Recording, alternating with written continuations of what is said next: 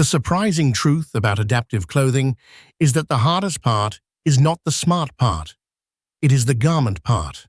Seams, drape, laundering, and moisture pathways decide what survives contact with real life.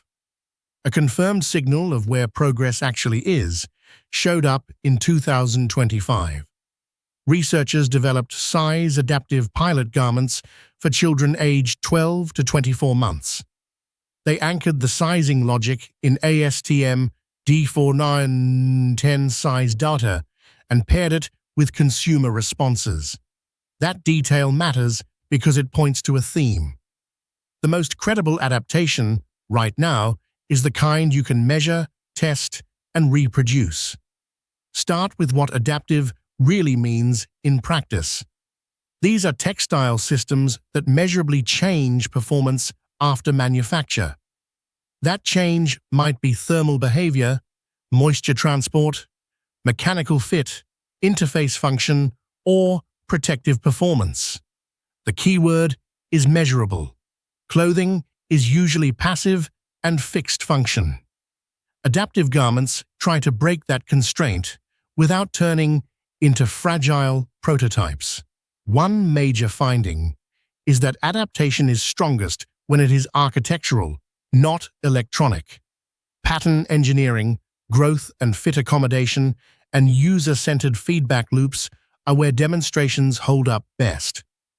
Embedded computation is not yet a general replacement for garment-scale reliability. Washing, wear, and repair are ruthless filters. If a feature cannot survive those, it will not scale beyond demos.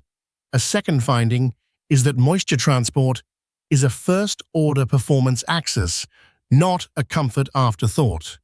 In 2024, moisture transport in textile materials was treated as a measurable functional behavior. Moisture movement shapes thermal regulation, skin comfort, and even safety in certain environments. But it is not a single number. It shifts with fiber, structure, finishes, cut, seams, compression, and motion. That is why garment scale validation matters more than lab swatches. Third, seams and production processes are not details. They are gatekeepers. A 2015 result showed seam insertion affects fabric drape and laying behavior. Another 2015 milestone classified garment production processes, documenting production architecture as a constraint. Put those together, and you get a blunt lesson. You can have a brilliant material sample and still fail at the assembly step. Joining, stitching, bonding, layering, and finishing can erase the adaptive behavior you thought you bought. This is also where complexity becomes the enemy. Batteries, conductive pathways, sensors, and actuators add hard points that disrupt drape, shift stress, and complicate seams. A more durable near-term path is minimum viable adaptation. Think adjustable size architecture, passive moisture management, thermal regulation through material structure, and removable interface layers. Those choices can deliver value while staying manufacturable and repairable. Fourth, safety-critical clothing plays by different rules. Protective, environment-responsive garments already exist in specialized settings. In 2018, protective clothing for mine rescuers was documented as a distinct garment class. Here, adaptation is always subordinate to safety qualification, durability, and duty cycle reliability. Any feature that changes permeability, insulation, stiffness, or fit can create unacceptable variance unless it is bounded by test protocols. For procurement, that implies a high bar. Adaptive claims should include defined failure states, not only best-case performance. Leaders should ask what happens after washing, repair, or hazard exposure, and what triggers requalification. Fifth, some of the most interesting adaptive textiles may not be worn at all.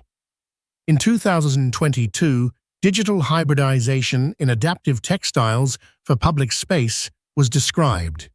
The idea is a textile that functions as an interface layer in shared environments. That shifts the problem into infrastructure territory. Now the system includes mounting, cleaning, uptime, vandalism response, accessibility, power, sensing, and governance. Without lifecycle planning, a public space hybrid textile becomes a short-life installation, not an operational asset. Training and maintenance also become part of the system. In 2023, augmented reality in education was documented as a pathway relevant to textile instruction and protective equipment workflows. AR can support assembly guidance, donning protocols, and inspection overlays. Still, it cannot substitute for physical inspection when seams, moisture pathways, or protective layers determine safety. The winning approach blends digital assistance with disciplined, hands-on verification. Across all these threads, the boundary line is clear.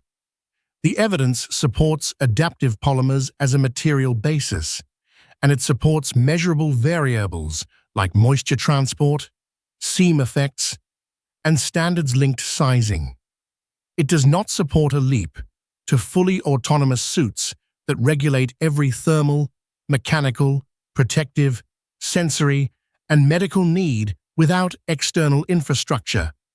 Self-repairing garments and large, fast, reversible shape-changing clothing remain speculative at general apparel scale, mostly because of power, actuator density, laundering, safety, and comfort constraints.